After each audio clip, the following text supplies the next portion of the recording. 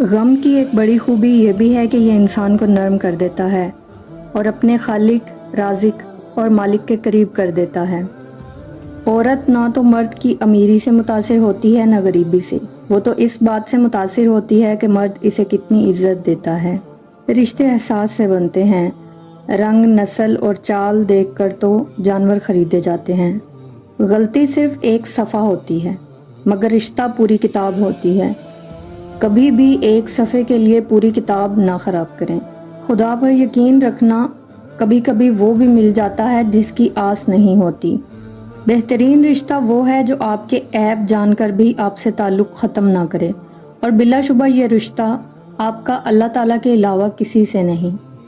ایک مرد کا خواب ہوتا ہے کہ اسے ایک پرفیکٹ بیوی ملے، اور ایک عورت چاہتی ہے کہ اسے ایک پرفیکٹ شوہر ملے، مگر وہ یہ نہیں سمجھتے کہ اللہ پاک نے انہیں ایک دوسرے کو مکمل کرنے کے لیے ہی بنایا ہے۔ اللہ سے عشق میں ایک وقت وہ بھی آتا ہے، دعا تو بہت دور کی بات ہے، انسان تو صرف سوچتا ہے اور اللہ نواز دیتا ہے۔ تم گھبراتے کیوں ہو مقدر کے فیصلوں سے؟ کیا تم نہیں جانتے تمہارا رب کتنا غفور الرحیم ہے؟ اگر وہ دن کو رات اور رات کو دن بدلنے پر قادر ہے تو کیا وہ تمہاری تڑپ دیکھ کر تقدیر کے فیصلے نہیں بدل سکتا؟ کسی کو بھی یہ حق نہیں کہ وہ تمہیں جج کرے۔